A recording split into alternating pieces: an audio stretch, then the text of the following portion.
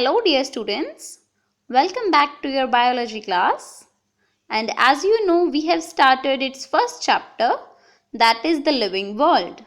As the living world comprises an amazing diversity of living organisms, then how can we perceive the difference between living and non-living things? Now most of the students will answer that we can differentiate them on the basis of distinctive characteristics exhibited by the living organisms. But these characteristics may be definitive or indefinitive. So let's discuss them one by one. One such characteristic is growth.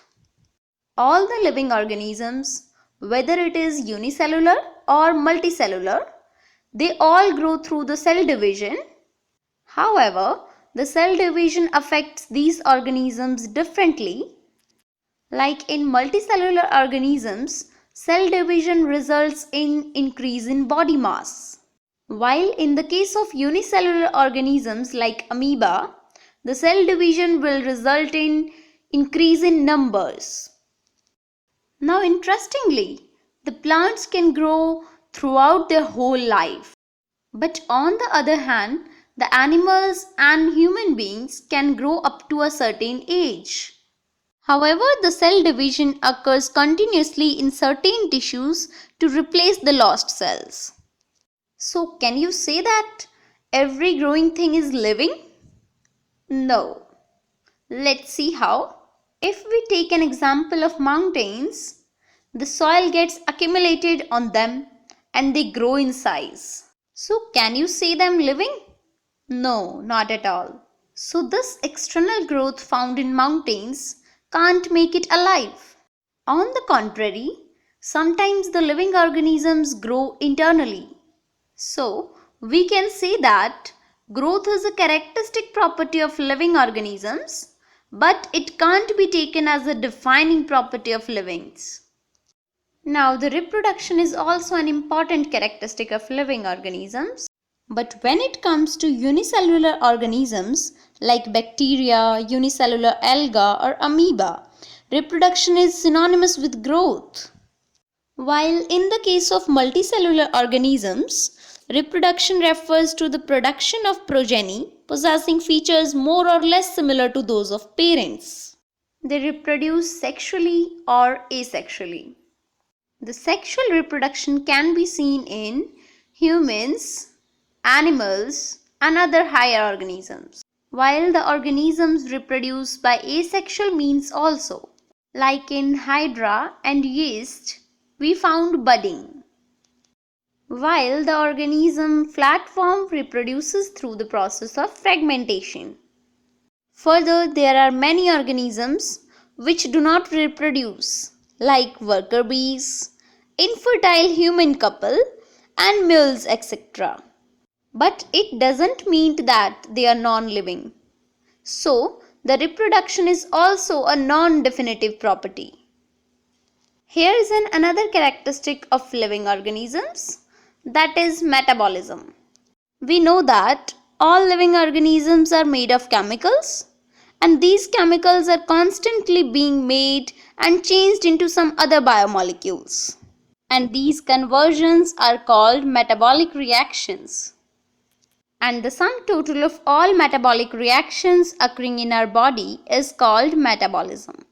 Now it is interesting to know that these metabolic reactions can be illustrated in the laboratory. However, these isolated reactions which are taking place in vitro are not considered as living organisms but specified as living reactions. So, the metabolism is a defining feature of all living organisms without any exception. Here is another characteristic property, that is cellular organization. It is only found in living organisms. It can't be possessed by the non-living things. So we can say that the cellular organization is a definitive property of living organisms. Consciousness is also a characteristic feature associated with the living organisms. We know that all the living things can sense and respond to their environmental conditions like sunlight, water, and temperature. For example, the sunflower faces always to the sun.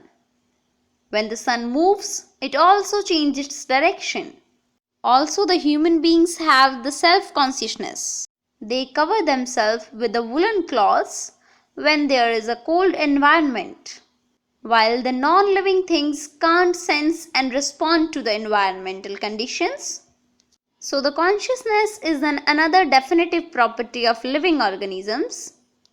At last, we can say that metabolism, cellular organization, and consciousness are the three definitive properties of living organisms. Actually, the Earth is a diverse planet which includes the variety of organisms like fungi, plants, microorganisms, and animals. And this range and variety of organisms would increase if you increase the area of observations. Each different kind of plants and animals represent a species, or in simple words, species is a group of organisms which are sharing common characters and breeding freely to produce a fertile progeny. The number of species that are known and described range between 1.7 to 1.8 million. This refers to biodiversity or the number and types of organisms present on Earth. We should remember here that as we explore new areas and even old ones, new organisms are continuously being identified. As stated earlier, there are millions of species, and we know the species in our own area by their local names. So there might be a bigger confusion in the names of same species. So to avoid this confusion, we need to standardize the names of living organisms such that a particular organism is known by the same name all over the whole world. And this process is known as nomenclature. But to give a name to the species, we need to identify the complete description of the species and to which plant they belong to. So, this is known as identification. To make this process more easier, the biologists follow universally accepted principles to provide the scientific names to known organisms. For plants, scientific names are based on agreed principle and criteria which are provided in International Code for Botanical Nomenclature or ICBN.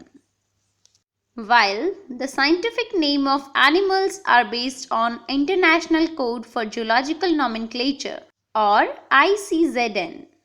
The procedure to assign a scientific name to an organism is agreed by the scientists and biologists all over the world.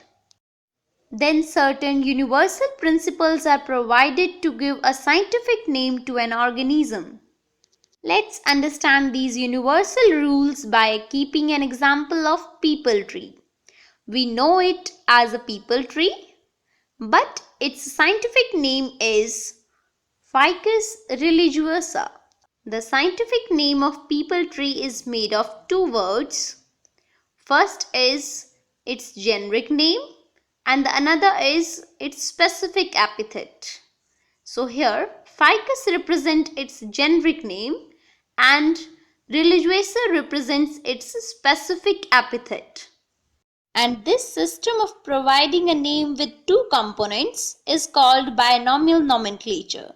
And this system is being practiced by biologists all over the world as given by the scientist Carolus Linnaeus, who is also known as the father of modern taxonomy. The name of the author appears after the specific epithet and is written in the abbreviated form.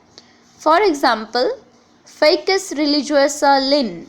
Here the word Linn indicates that this species was firstly described by Linnaeus. Moreover, the biological names are generally in Latin and written in italics. They are derived from Latin irrespective of their origin. When a biological name is handwritten, both the words in a biological name are separately underlined. or printed in italics to indicate their Latin origin. The first word in a biological name represents the genus, while the second component denotes the specific epithet. The process by which anything is grouped into convenient categories based on some easily observable characters is known as classification. For example, plants, animals, roses, flowers, and dogs are some specific categories that have some easily observable characters. Each category helps us to study the organisms easily. The scientific term given for these categories is taxa. Here, each special groups, namely mango trees, apple trees, neem trees, cats and dogs are all taxa. However, cats are mammals and all mammals comes under animals. So, cats, mammals and animals are all represents the taxa at different levels. This process of classifying the living organisms into different taxa according to their characteristics is known as taxonomy. Taxonomy is not something new. Human beings are always interested in knowing more and more about different kind of organisms, their diversities, and also the relationships among them. And this branch of study is known as systematics, which means systematic arrangement of organisms. The scope of systematics was later enlarged to include identification, classification, nomenclature, and the evolutionary relationships among organisms.